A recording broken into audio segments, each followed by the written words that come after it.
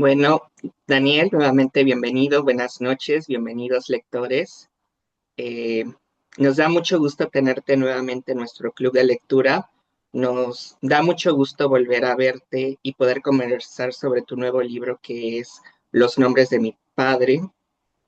Quiero hablar por todo el club cuando te digo que es una historia que a través del duelo de Camilo, al enfrentarse a su orfandad definitiva, y de su escape en la monomanía por conocer a Miguel Carnero, nos revelas un relato intrigante sobre los proyectos arquitectónicos de México en el siglo XX como Tlatelolco, Ciudad Universitaria y en especial tu escenario protagonista, la ciudad satélite. Son espacios que nacieron con la intención de modernizar el país, combatir la pobreza y ofrecer vivienda digna. En síntesis, se trata de obras con ideales nobles que fueron corrompiéndose en el camino, que a pesar de las críticas afiladas e incluso irracionales de Carnero, ya son emblemáticas y han dejado huella en la memoria colectiva de millones de personas que las habitan o las observan en su vida cotidiana. Lo mismo ocurre con nuestro grupo de lectura, que aprende sobre ellas gracias a tu investigación y a tu pluma que les da vida e identidad en las páginas. Quiero comenzar esta plática con una pregunta sobre el subtexto en los nombres de tus personajes. A mí me gusta investigar el significado de sus nombres y en los casos de Miguel, de Ángela y de Camilo encontré una sintonía muy interesante. Camilo significa mensajero de Dios, Ángela, enviada de Dios, y Miguel, el supuesto padre de ambos, quien como Dios. Así que mi pregunta para ti esta noche es, ¿escogiste estos nombres de forma intencional para sugerirle al lector que Miguel es también el padre de Camilo? Eh, sí, todos los nombres los elijo de manera intencional, pero no intencional pensando en el origen religioso, porque claro que todos nuestros nombres o la mayoría de los nombres en español tienen algún origen bíblico, religioso, una historia detrás, pero también tienen otros tipos de historia y más bien pensé mucho en Carnero, en el apellido, que en el fondo sí tienen ciertas resonancias religiosas también, porque yo elegí ese apellido medio al azar, y después cuando estaba leyendo el texto de Lacan que le da epígrafe al libro, que es de los nombres del padre, me di cuenta que Lacan hablaba mucho sobre la figura del carnero sacrificado, hablaba como de los orígenes del monoteísmo, de la figura paterna, y usaba la palabra carnero repetidamente, entonces me pareció como que era una buena coincidencia. Em, Camilo me pareció que era como un nombre con resonancias revolucionarias, que era bastante probable que le hubieran puesto unos padres de esa generación, ya que estaba Camilo Cienfuegos, que era como uno de los líderes de la Revolución Cubana y marcó a una generación. A mí, mis papás estuvieron a 3 minutos o centímetros de ponerme Fidel, porque fui concebido en La Habana y ellos eran simpatizantes de la Revolución Cubana y se fueron a hacer un intercambio de temas sindicales a La Habana en diciembre del 83 y por eso nací. Entonces que querían como una especie de homenaje a esa historia, ponerme Fidel. Por suerte se les ocurrió cambiar de idea en el último momento y me llamo Daniel porque yo creo que sería eh, demasiado llamarme Fidel. Es un nombre con demasiada historia y no de la mejor.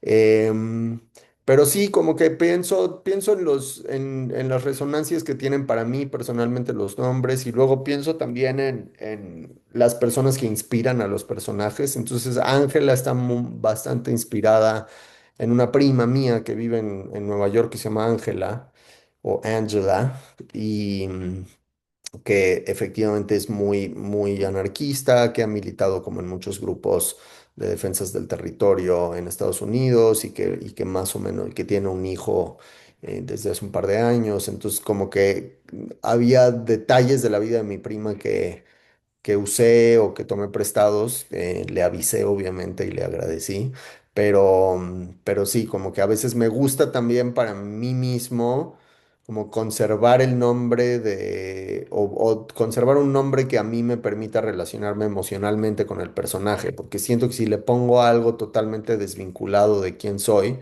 le meto menos intensidad al personaje.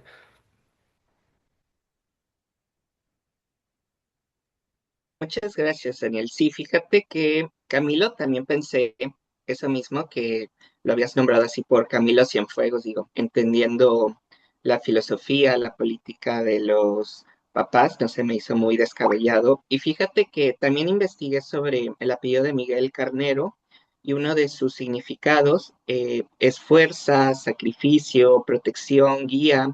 Y dije, ah, ok, sí tiene un razonamiento lógico de por qué Miguel se llama así, que él intenta pues ser este guía, este revolucionario, de guiar a toda esa generación de jóvenes a un nuevo ideal, por así, de vivienda, de construcción, que al final, pues por sus propias carencias personales, sus defectos, pues se frustra y termina siendo una sombra del mismo, un fantasma, un vacío que todo el mundo, cuando lo recuerda, cuando está haciendo Camilo su investigación, no recuerdan al carnero adulto, recuerdan a ese carnero adolescente, este veinteañero, revolucionario, idealista, que al final, pues, desafortunadamente, pues todo se jodió, pero quedó ese recuerdo, la emoción de las cosas. Y bueno, Daniel, pues, muchas gracias por esta respuesta. Realmente confirmo nuevamente que eres un escritor muy dedicado, muy pulido y bueno, muchas felicidades, sigue por ese camino. Gracias. Bueno, lectoras, el micrófono es suyo. Quien quiera continuar puede levantar la mano, me hace una seña y se les da la palabra. Creo que, Aide, ¿quieres tomar la palabra? Adelante. Hola, ¿qué tal? Yo soy Aide. Daniel, mucho gusto. Ya había estado en una sesión contigo en el de Volando el monstruo, ¿cómo se llama? Aviones sobrevolando, un libro muy interesante. Esta nueva obra tuya es la segunda que leo, Los nombres de mi padre, la segunda tuya, y ha representado para mí un reto y todavía lo estoy trabajando porque me removiste hasta emociones personales. Y eso, pues a veces te aplaudí y a veces me caíste mal, ¿verdad? Pero estoy tratando de comprender la situación. Resulta que en parte de mi familia política estuvo muy cercana al arquitecto Pani. Y entonces al estar leyendo tanto de sus obras, por un lado me emocioné porque yo conocí mucho de eso, su proyecto. No, yo viví en Ciudad Satélite, pues gracias a las obras del arquitecto, bla, bla, bla, bla, bla. Pero entonces, a la hora en que lo relaciones con el nazi, de repente no me pareció que se relacionara, pues es que hasta él lo aceptó, así lo entendí. Ya después, en la página que no recuerdo cuál, pero hasta la anoté, dices, ah, ya hay una como reivindicación del nombre del arquitecto, porque dices cuando se da cuenta de la malversación del proyecto, pues renuncia. Efectivamente, cuando termina el presidente Miguel Alemán y empieza Ruiz Cortines, hubo muchos cambios. No digo que todo hubiera sido santo y puro desde antes, pero cuando empieza una serie de corruptelas ya a grado mayor, él se separa y es cuando llega la empresa Astroplan. Sí lo conocía, sí no eran íntimos, pero sí se trataban. En fin, ahí ya la emoción fue personal, ¿verdad? Nada que ver. Eh, y por otro lado, tengo que estar trabajando tu obra porque me recordó mucho y se me hizo muy interesante al Premio Nobel de 1945, a Alfredo Camus, el que escribió El extranjero y que les dicen que es el padre del absurdismo. A mí se me hace muy interesante todo esto de los anarquistas. Siempre he pensado que un anarquista tiene ideales muy grandes, pero nunca concretan nada. No he conocido un anarquista que haya logrado una gran obra. Y sin embargo andan de idealistas, por ejemplo, Carnero, ¿no? Todo en Miguel, todo enamorando a toda la gente, hombres y mujeres, por sus ideales y su lucha, y quería atrapar al nazi. Total que acaba en nada, en fin. Y me llama mucho la atención otra cosa, la época, el idealismo en el que la sexualidad avanza. La mamá de Camilo, muy liberal, porque da permiso al esposo y a Miguel Carnero de que tengan su relación, los acepta en su casa. Y por otro lado, el absurdo de que no le puede decir a su hijo la realidad. Y aparte lo manda por allá lejos a que busque al papá. Entonces no me cayó muy bien la mamá, me cayó muy bien el hijo, me encantó que ande caminando por la calle, que las descripciones de las ciudades, me encanta cómo llegando a Nueva York describen los colores. Ay, es que es naranja como el salmón, ay, que es verde como las plantas, no sé, eso me gustó mucho, me hacía ver más allá. La risa, cuando él oye las voces de las personas que están abajo y que dice, ay, esa es la risa de fulano, esa es la voz de sutano. Y pues obviamente a mí me hace recordar que la risa de cada persona querida nunca se te olvida. Entonces tiene muchos detalles tu libro, muchos, muchos, que tengo, no volver a leerlo, pero lo tengo súper señaladísimo de muchas cosas que quiero seguir estudiando a fondo. Es un reto, para mí me gusta mucho la manera en que escribes porque se va uno como hilo de media y no quiere uno parar, pero sin embargo te manda, por ejemplo, yo no sabía lo que era la arquitectura canónica, la arquitectura áurea, todo el acuerdo que hubo con Matías Geritz sobre las torres. Se me hizo muy interesante, muchas felicidades y así, literalmente lo voy a seguir trabajando. Me hiciste así como que boom, y esas cuestiones personales que me recordaron aquella época en que el abuelo de mis hijas trabajó con el arquitecto y todas las anécdotas que platicaban de las aventuras. Muchas gracias, Daniel. Es un placer, como siempre, hablar contigo y escucharte. Muchas gracias.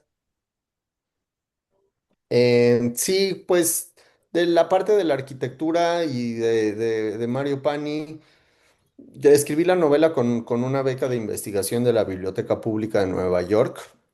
Entonces tenía a mi disposición realmente, es la segunda biblioteca del mundo con más títulos después de la Biblioteca Británica.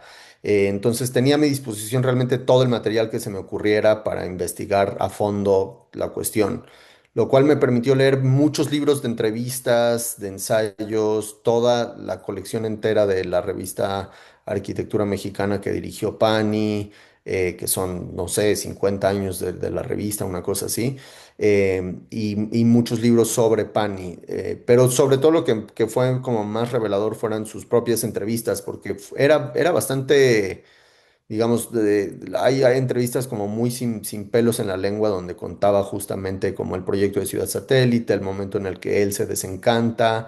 Y curiosamente esa parte y lo del nazi no es nada que yo me haya inventado, o sea, es todo una investigación que hice y el señor Karl Fiebinger efectivamente es un antiguo nazi que acabó en México y que acabó construyendo no solo casas en ciudades satélites, sino en distintas urbanizaciones en el Estado de México. Y como que encontrar eso fue un descubrimiento investigativo que me tiene orgulloso porque no es algo que se supiera, o sea, nadie antes de que yo escribiera eso y un artículo que publiqué en Nexos al respecto, nadie sabía que un nazi había construido ciudad satélite, no era Vox Populi. Hice una investigación bastante exhaustiva que está más o menos entera en el libro, es decir, sí escribí al FBI, sí pedí como datos de acceso a la información pública del gobierno de Estados Unidos. Los otros becarios que estaban conmigo en la biblioteca pública me daban, eran, muchos de ellos eran periodistas o historiadores y me daban también como pistas de cómo podía avanzar la investigación. Entonces fue como muy, muy, muy rico. Y yo creo que después de toda esa investigación, pues no sé, que tengo como una visión compleja de Pani, de la obra de Pani. O sea, que es un arquitecto que admiro mucho, pero como urbanista, digamos, hay dos tipos de urbanismo distintos. El urbanismo a la Lewis Mumford que se propone como desde el poder transformar la ciudad de acuerdo a ciertos ideales, es decir, como quieres transformar a la sociedad y por lo tanto transformas primero la ciudad para que los cambios de la ciudad transformen el modo de vida de la gente. Ese es un modelo de urbanismo que es el de Pani y el de Le Corbusier, que era su maestro. Y hay otro modelo de urbanismo que más bien viene desde abajo, que tiene más que ver con cambiar las formas de interacción de los individuos con las ciudades con independencia de lo que decida la gente en el poder, es decir, en vez de tratar de desde el poder modificar la ciudad, tratar desde abajo modificar los rituales cotidianos que tenemos como ciudadanos, como nuestra forma de interactuar con las ciudades y reclamar espacios públicos como ciudadanos. Ese es un urbanismo con el cual me siento más identificado. Son ideas que no son exactamente anarquistas, sino, digamos, de una complejidad mayor. Ahora, lo del anarquismo, no sé, o sea, mi abuelo vivió durante el único gobierno anarquista que ha existido en la historia de la humanidad, que es el gobierno de la Barcelona tomada por Buenaventura Durruti durante la Guerra Civil Española. Es decir, hubo un momento en la Guerra Civil Española en el que los anarquistas defienden Barcelona de los fascistas, de Francisco Franco y sus secuaces, toman posesión de Barcelona y es el único momento en la historia de la humanidad en el que ha habido un gobierno anarquista controlando una ciudad. Entonces a mí, como el relato de ese, mi abuelo era un niño en Barcelona en ese momento, y el relato que hacía como de ese desmadre muy festivo y también muy gozoso, porque era la última ciudad que resistía a la caída del fascismo. Lo tengo como muy guardado, entonces tengo simpatías que van más allá de lo teórico con algunos postulados anarquistas. Y luego hay cosas que creo o sea, yo entiendo como la lectura y agradezco la lectura apasionada, la lectura que tiene que ver con las afinidades que sentimos como lectores con unos personajes y con otros. Creo que el reto también es como entender la complejidad de cada personaje. O sea, yo creo que para mí la mamá, o sea, creo que hay muchas familias sostenidas sobre silencios, que no necesariamente son silencios como secretos que la gente quiera guardar, sino que son silencios de costumbre también. O sea, como que una vez omites decir algo y luego lo sigues omitiendo durante 40 años y eso está muy en el centro de la familia, ¿no? Hay como omisiones que van creciendo y que simplemente se vuelven como parte de nuestra forma de hacer familia. Y, y yo creo que lo de Socorro es un poco eso, o sea, como que la mamá no es que sienta exactamente vergüenza, sino que tiene una forma medio rebuscada de revelar la verdad, o sea, que en vez de hablar directo, siempre da rodeos. Y en realidad es un libro sobre los rodeos, es decir, es un libro sobre las vueltas que tienes que dar para conocer, no a tu papá, porque no conoce, digamos, la investigación es sobre un papá imaginado, pero un poco el rodeo que da Camilo para conocer a su mamá porque al final la revelación del final lo que le dice es algo también sobre el carácter de su mamá y también sobre el carácter de su papá biológico al que sí conoció, ¿no? Entonces, No sé, como que me gusta la idea de que esos silencios que hay en la familia hacen que muchas veces tengas que dar un rodeo para llegar a los hechos, ¿no? Como que no puedes entrar directamente. Muchísimas gracias, me encantó tu respuesta, tu explicación y lo voy a seguir degustando. Muchas Muchas gracias, gracias, Aide. Daniel. Gracias. Perfecto. Hola, ya regresé. Se fue la luz, horrible un apagón, pero ya regresó. Este, no sé quién le gustaría, seguir. Adriana, que aquí nos comentaste algo por el chat. Pues,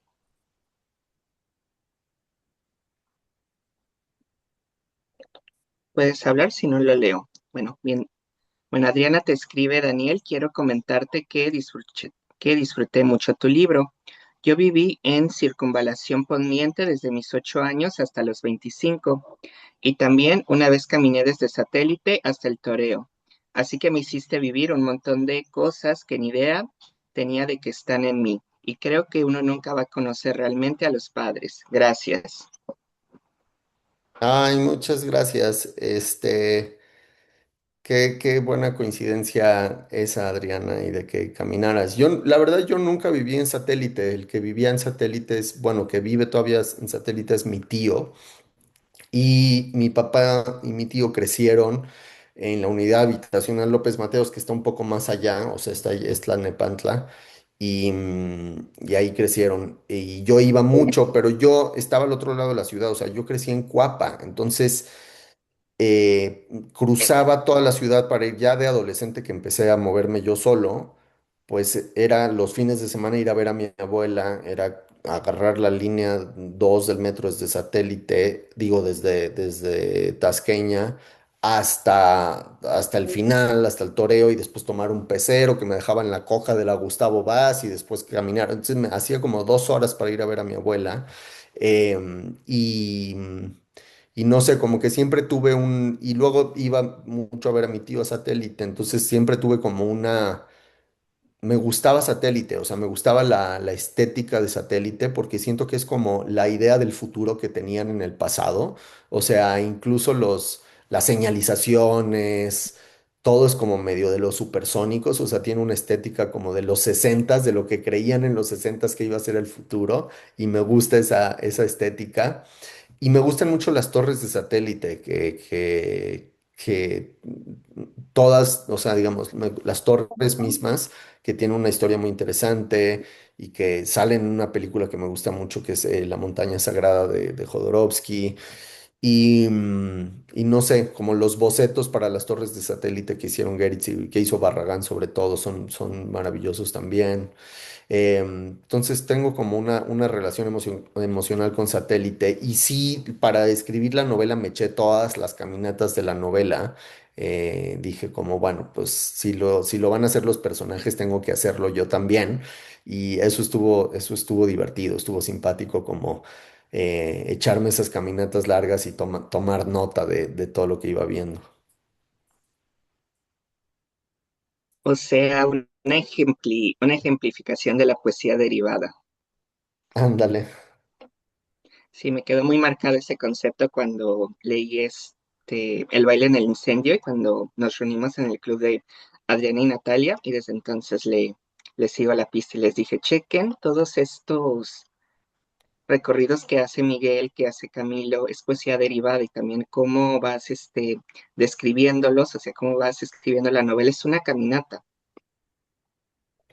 Sí, me gusta mucho como esa forma de estructurar las novelas, o por lo menos esta que está muy estructurada alrededor de esas caminatas.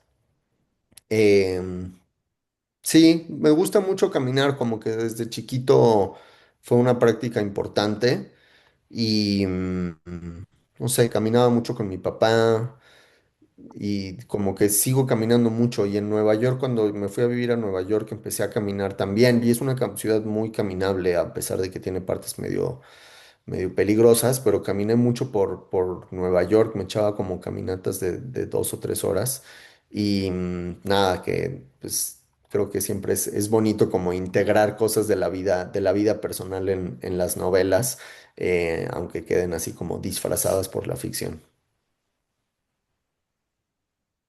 Perfecto, Daniel. Antes de pasar con Yolanda, compartirte el saludo que te manda nuestra compañera Idalia. Dice, yo tuve el honor de presentar El baile y el incendio en el aula magna de Monterrey y me encantó el libro, demasiado lírico. Saludos, Daniel. Ah, cómo no, me acuerdo muy bien. Muy bien, vamos con Yolanda, por favor.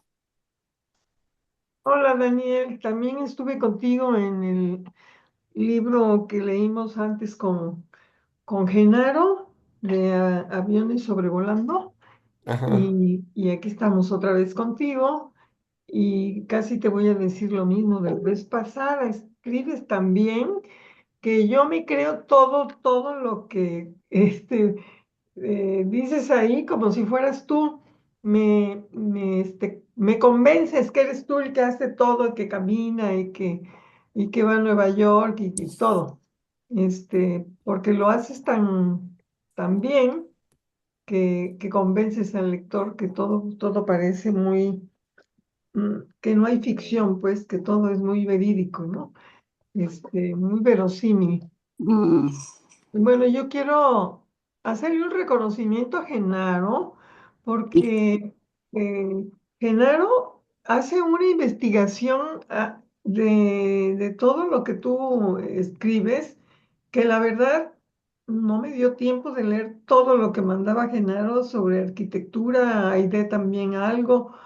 Este, pero este Genaro es aplicadísimo y bueno, con tu obra envió una cantidad de información que digo, a ver qué día puedo ver todos los videos, todo esto de lo que está investigando Genaro, porque se metió en tu libro, bueno, a escarbarle casi todo lo que decías. Es muy aplicado, Genaro, y se emocionó mucho con tu libro, porque Ay, generalmente sí leo lo que él investiga, pero esta vez sí, es todo un compendio lo que hizo no, Genaro. pues muchas gracias, Genaro. Sí, la verdad que por eso me gusta mucho participar en este club que además tiene gente que pues ya las conozco y me da mucho gusto ver cómo leen, pero sobre todo también pues eso, que Genaro es muy chambeador y se lo toma muy en serio y da mucho gusto tener lectores tan curiosos, porque sí, yo creo que muchas veces hay cosas en las novelas. Esta es una novela particularmente que tiene como mucho, pues eso, investigación, datos y como mundos muy distintos, porque está el mundo de la arquitectura, pero también, no sé, como está el mundo de la pandemia, hay como diferentes universos ahí metidos. Y me gusta la idea también de que los lectores de pronto paren la novela, dejen de leer un momento y se vayan como a buscar en internet algún dato que les dé curiosidad. Yo digo que es como escribir novelas con hipervínculos, ¿no? Porque es como si de pronto alguna palabra de la novela te sacara hacia otra investigación y tuvieras que poner un video en YouTube o como buscar algo en Wikipedia y luego regresas a la novela, que pues es un poco como la manera en la que yo leo también. Como medio interrumpido y tratando de enriquecer la lectura con cosas alrededor de ella, ¿no? Sí, es que tu novela da para investigar mucho. Yo, por mi parte, lo que investigué, que recuerdo, es lo del nazi, porque dije, ¿y ahora por qué está metiendo un nazi acá en satélite? A ver, este muchacho, ¿de dónde inventa tantas cosas? Pero como ya te conozco del libro anterior y pues también sé que tú eres muy estudioso, me metí a buscar con él y dije, ¡ay, sí existió! No se lo está inventando. Sí existió este fulanito. Ahorita no me acordaba bien del apellido, pero sí dije, me lo voy a aprender y ya, bueno, Fischer, no sé qué cosa. ¿Cómo se llama el tipo, el nazi? El Fiebinger. Ajá, Fierinberg. Y y sí, ahí sí dije, a ver, ya está como que ahora metiendo aquí a un nazi, ¿de dónde lo sacó? Y cuando voy viendo que sí existió, dije, ah, que Daniel, o sea que lo que nos está poniendo tiene bastante de investigación real, ¿no? Así que entre los dos, entre Genaro y Daniel, bueno, Mm. grandes investigadores. Y da para mucho, como dices, hay grandes temas en tu libro, grandes temas que nos pasa de uno a otro y sobre los que podríamos platicar y comentar bastante, ¿no? Por ejemplo, ya cuando llega a Nueva York, Camilo, ¿no? Ese ambiente, esas imágenes a mí se me quedaron muy grabadas de que llega a la calle, un barrio así medio eh, peligrosón, digamos, y aquel hombre sin el celular, ¿verdad? Que primero creo que no llevaba crédito o algo así ya, o señal o algo así, y luego el que lo recibe le dice, pues dejas tu celular aquí, y ahorita que nos quiten el celular y que andas en Nueva York, pues te quedas como desnudo y súper vulnerable, ¿no? Ya, ahora yo qué hago en esta ciudad y sin celular y voy a ver a alguien, a Ángela, que ni idea de dónde me voy a meter y sube ese edificio. A mí toda esa descripción bueno, muchas partes, pero esa parte, para mí lo describiste tan bien que yo lo iba viendo, así como caminó, o a lo mejor es la atención que le metiste, ya de que yo también pensando, bueno, ese joven, ¿qué va a hacer? ¿Cómo va a regresar al cuartito aquel que rentó y no tiene ni dinero? Yo ahí de maternal sufriendo por ese muchacho dónde iba a dormir o qué. Y te lo juro que dije, ay, yo creo que se va a quedar a dormir ahí, porque ¿cómo le va a hacer a estas horas para irse? Y pues sí, ahí se quedó a dormir el joven, atrevido. Ay, Y, pues muchas gracias. Creo que sí, siempre es como uno de los retos eso de la verosimilitud y que se sienta real, pero pues eso, me apoyo mucho como en descripciones de espacios, que siento que ayuda también como a la lectora a meterse como en el punto de vista del narrador. Como describir muy bien los espacios es siempre como una buena herramienta para transmitir más la sensación de estar ahí, ¿no? sí, sí, súper bien. Y muchas gracias, Yolanda. Vamos con Sole, por favor. Hola Daniel, pues mira, este es el cuarto libro que yo leo tuyo. La verdad es que me gusta muchísimo cómo escribes. Me parece que eres como un sociólogo urbano, más o menos. Eh, Te quería preguntar, ¿te planteaste en algún momento otro final o no? Pues, o sea, cuando empecé a escribir no sabía el final, o sea, como que no había decidido todavía qué es lo que quería hacer con el final exactamente. Empecé medio a ciegas, que es lo que siempre hago, y yo creo que se me ocurrió, se me reveló el final cuando había escrito más o menos la mitad del libro, un poquito más de la mitad, o sea, cuando ya iba por ahí, de pronto dije, ah, ya sé cómo termina.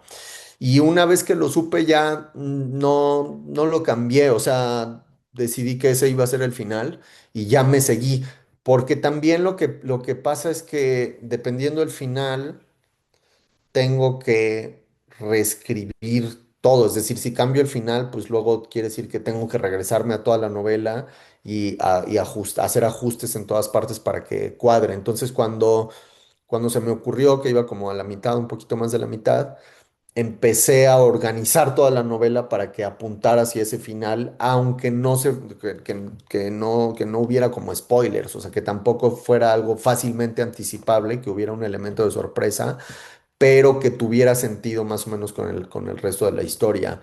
Y, y lo decidí así por varias razones, o sea, ese final tiene varias razones. Una es que me gustan los finales con giro, o sea, que de pronto haya algo que medio inesperado en el final.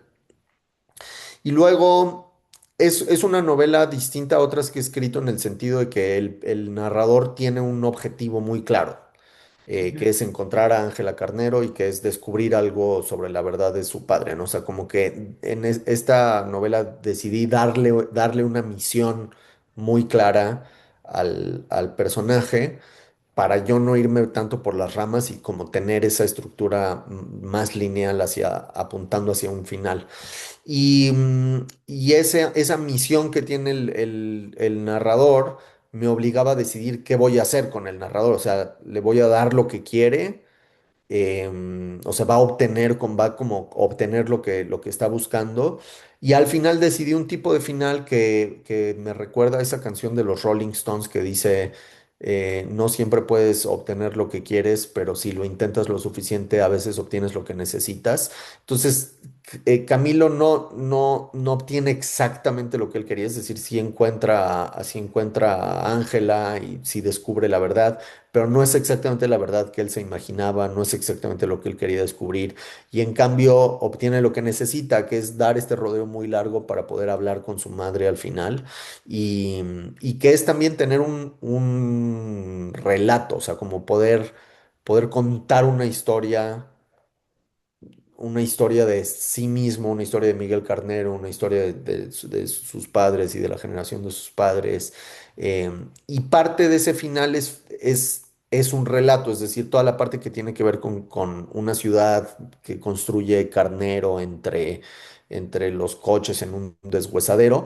Pues eso es una ficción que se inventan en el diálogo Ángela y Camilo, ¿no? Por eso al final la mamá dice, pues es la mentira más bonita que me han contado, porque me gustaba la idea que hay algo, o sea, no importa que sea mentira, porque lo que necesitamos para sobrevivir y para relacionarnos como seres humanos son historias. Y al final hay una verdad en la ficción también, ¿no? Entonces, aunque sea una historia inventada, contiene una verdad que a Camilo le sirve y le significa y le da sentido como a todo ese recorrido. Entonces, como que esas fueron un poco las decisiones. Y luego la parte revelada del final que tiene que ver con la relación entre ellos, como que yo siempre he sentido que mi papá, que era muy activista y como muy políticamente militante en los ochentas, un poco, es de una generación un poco posterior a la de Miguel Carneros, era más joven mi papá, pero mi papá era como muy progresista en muchas cosas y en cambio en todo lo que tiene que ver con la sexualidad, con el género, con el machismo, con la homofobia, era muy tradicionalote, o sea, era un señor pues muy homófobo, con muchos rasgos machistas y creo que es algo muy común a esa generación, o sea, como una cierta militancia de izquierda que eran muy avanzados en unas cosas y muy poco avanzados en otras. Y poner al papá pues como a tener ondas con otro hombre, para mí era una especie de venganza generacional y una forma también de disputarle a esa generación ese espacio, ¿no? El espacio de la libertad sexual y de la libertad genérica. Ya, ok, pues gracias. Gracias. Muchas gracias, Ale. Antes de pasar con Guadalupe, Daniel, una pregunta rápida. ¿Te han cuestionado del por qué, bueno, y ahorita que nos explicaste del por qué incluiste la relación entre Miguel y Víctor? ¿Alguna vez te han preguntado el por qué? O sea, así de curiosidad, ¿por qué? Porque yo les comentaba que cuando llegué a esa parte, me sorprendió, pero no una sorpresa así de quedarme estupefacto, de escandaloso. Era así de, ok, sí, y qué, que sí, o sea, creo que ya como el tema de la diversidad, la libertad sexual, la homosexualidad como, bueno, para alguien de mi generación, yo que nací en el 98, ya es algo cotidiano para mí, ya no se nos hace escandaloso, ya está normal. No sé si algunos otros lectores te han preguntado, ¿y por qué los hiciste gays? Em, pues, a ver, el matiz importante sería que no los hice gays, sino bisexuales. Y me parece importante Ok, porque yo soy bisexual y entonces sí me importa como la representación de ese ok, espacio en la literatura, que es un espacio de ambigüedad interesante para mí desde el punto de vista narrativo y que, y que además en mi caso y en mi vida determina mucho de mi sensibilidad, es decir, más allá de con quién me acuesto, determina como la posibilidad de moverme hacia lo femenino, de moverme hacia lo masculino, de habitar un espacio intersticial y un cierto nivel de ambigüedad que yo creo que está en la base de mi escritura y de mi necesidad de escribir y de la razón por la que soy escritor. Entonces sí me importa que haya representación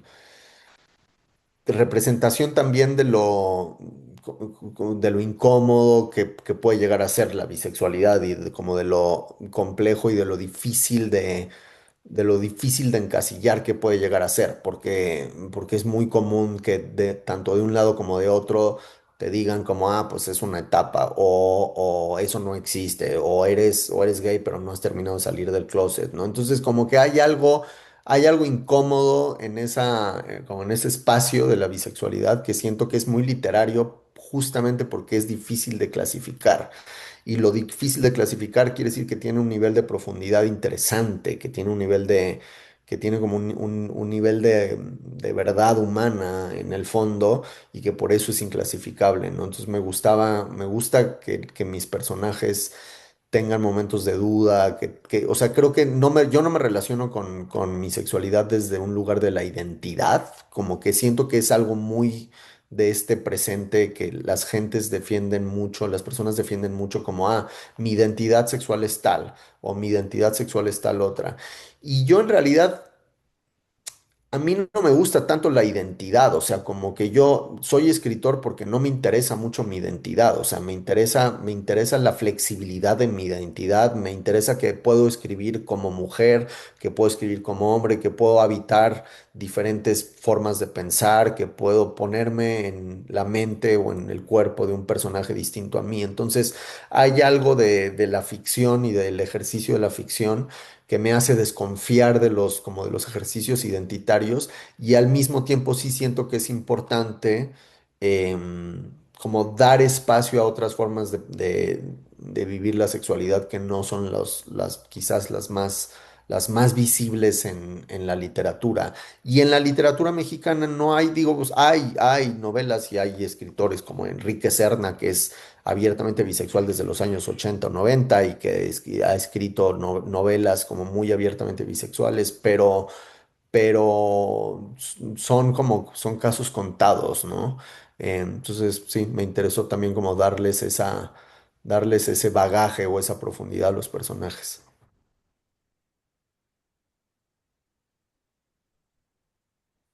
Muchas gracias, Daniel. Vamos con Guadalupe, por favor. Gracias. Buenas noches a todos. Daniel, mucho gusto. La verdad no había tenido el placer de leer algo tuyo. Este es mi primer libro y lo único que te quiero comentar es que aparte de que es un libro diferente a lo que he leído siempre, porque yo soy mucho de la novela histórica, entonces yo soy así como muy cuadrada. Me dices, es novela histórica y pues ahí voy, ¿no? O sea, así como cuando no te quieres perder algo, ¿no? Pero bueno, me encantó tu libro, me encanta la manera en cómo nos explicas qué fue, cómo te fue llevando a narrar este libro que para mí, o sea, se me hace así como algo wow, ¿no? Porque no está escrito como normalmente estamos acostumbrados, o al menos yo, ¿no? Yo estoy acostumbrada a seguir como la misma línea, ¿no? Pero bueno, algo que me mega ultra encantó de tu libro, quiero que sepas, es que tiene algo de la pandemia y no sabes yo las ganas que tenía de leer un libro que tocara ese punto, porque aparte de que es un punto que, que la verdad es que creo que me acuerdo y todavía no doy crédito que hubiéramos vivido eso como humanidad, algo tan fuerte, tan invasivo, tan todo, y que tú lo hayas tocado en tu libro. Wow, o sea, me sentí como si estuviera hablando el mismo idioma contigo. O sea, me encantó, así No, inmediatamente me adaptó y dije, así como que dije, ah, sí, wow, así. ¿no? Esto era lo que yo buscaba sin buscarlo, ¿no? Y otra cosa también que te quiero, pues, halagar, es que, qué bárbaro, o sea, me abriste los ojos, yo que tanto, bueno, no soy de la Ciudad de México, pero tengo 49 años viviendo aquí, casi toda mi vida, Ah, este, pero yo no puedo, o sea, no es posible que yo nunca me pregunté qué significan las torres de satélite. Son muy imponentes, del lado que lo venga, o sea, si vienes de sur a, de norte a sur o de sur a norte, te impactan, pero nunca se me ocurrió, o sea, qué significan esas cosas ahí, ¿no? Entonces, la verdad es que me sentí como muy sorprendida, pero y al mismo tiempo como muy interesada en mi país, y obviamente pues me abrieron las ganas de leer, pues más libros de ti, porque, o sea, la verdad es que tienes una manera de escribir tan especial como si el libro te formara una adicción. O sea, yo lo empecé a leer, así dije los nombres de mi padre, ¿qué onda? ¿No?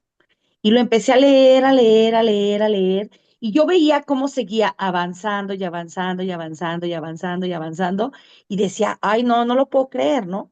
Porque aparte, claro que me detuve a hacer mis investigaciones que ya estaban en el libro. O sea, ni siquiera era porque dudaba de ti. No, siempre me quedó claro que estabas hablando de cosas reales. Pero yo quería, entonces no sabes, así como iba con mi esposo y le decía, oye, ¿qué crees? ¿Sabías esto? Y mi esposa así como de, oye, ¿quién te recomendó ese libro? Porque, o sea, te darás cuenta que soy muy expresiva, ¿no? Y yo, no, es que estoy en un círculo de lectura y no sabes, y, oye, y la verdad, sinceramente, pues todos tenemos ahí como algo con los alemanes, ¿no? Entonces, pues yo, al igual que la otra, chica que recuerdo, que no recuerdo ahorita su nombre, que habló de los nazis, no, pues cállate los ojos. Dije, a ver, ¿cómo es posible que un nazi vino a construir algo de lo más importante de nuestra ciudad? Entonces, wow, la verdad es que me sobran palabras para halagar tu libro, que vuelvo y te repito. Yo en lo personal, pues soy como más, ¿cómo decirte? Como que a lo mejor me voy como por lo fácil de leer. ¿Sí me entiendes? O sea, para mí este libro es un libro que yo necesito volver a leer. Y no necesito volverlo a leer porque no haya entendido la historia, o sea, toda la trama, sino necesito volverla a leer porque me tienen que quedar claros, o sea, todos esos puntos que fuiste entrelazando, lo histórico, o sea, no, no, no, no, obvio, cuando estabas en Nueva York, no, pues yo me sentía en Nueva York. O sea, ah, sí, te juro, y no conozco Nueva York. No conozco, pero Muchas como dice, gracias. decimos, veo fotos, ¿no? Entonces, la verdad, o sea, me encantó y obvio, quiero leer otro libro tuyo porque quiero corroborar, pues, si me va a causar la misma emoción y la misma sensación. Entonces, pues, la verdad qué bárbaro, ¿eh? O sea, mis respetos y pues gracias por mostrarme un lado diferente de la escritura, porque sí, es que es un libro diferente, como que lo tiene todo, te lo da todo y te deja en paz. Ay, muchas gracias, Guadalupe. Pues creo bueno, me halaga muchísimo lo que me dices porque me gusta la idea de que sea un libro, creo que es un libro difícil, o sea, creo que es verdad que tiene momentos difíciles a nivel de lenguaje, un poco Ujú. densos por momentos. Pero también quería que fuera un libro accesible, o sea, que en otro sentido, que fuera un libro que atrapara, que tenga, sí tiene una estructura medio, pues no sé, hay un misterio que hay que resolver, ¿no? Entonces eso Ujú. yo creo que sirve como para enganchar más lectores, más lectoras. Sí, entonces me gusta como la idea de que haya varios niveles de lectura, o sea, que lo puedes leer como Ujú. más así de volada pensando en, quiero llegar al final y encontrar la respuesta, pero también que te lo puedas ir como chiquiteando Ándale. y explorando como con más pausa, ¿no? Entonces, bueno, pues muchas gracias. Si supieras que créeme que sí me andan dando ganas de aventarme el recorrido. O sea, y te voy a decir algo, ¿eh? Me considero como un poquito, sí me gusta caminar, pero no tanto. O sea, me refiero a tantos kilómetros, ¿no? No, pues Al tienes que mismo tiempo. empezar por tienes que empezar por la más corta, que es la que hace que es la que hace desde la Nochebuena hasta la Juárez. Esa es la caminata más corta y de todas formas está larga, ¿eh? O sea, sí Ajá. son unas caminadotas las que se pega O el sea, Camilo. la verdad, wow. O sea, no tengo como las palabras exactas y vuelvo y te repito, yo soy muy de leer como que lo fácil, ¿no? Así como que lo clásico, ¿no? La historia de amor o sí, o sea, la novela histórica, pero que tenga como las cosas que a mí me gustan, ¿no? Que me jale solito, haz de cuenta, que el libro me lleve solito, ¿no? Porque si lo siento complicado, digo, ay, no, porque no le entiendo, porque hay mucho que ignoro, pero me encantó. Daniel, por favor, este, escribe pronto algo nuevo, porque obvio me voy a leer el nuevo y me voy a leer uno de atrás y así, Muchas para gracias. intercalar y estar pues actualizada. Muchas gracias a ti, Daniel. Qué gusto de verdad. Y Genaro, buena esa. Muchas gracias, Lupita. Daniel, ya son las 9, sé que te empezaste temprano. ¿Nos puedes regalar 10 minutos más para otra pregunta o ya te tienes Sí, que sí, retirar? sí. Si tienes que No, retirar. echémonos una pregunta más. Ok, creo que vamos con Luby. Luby, adelante.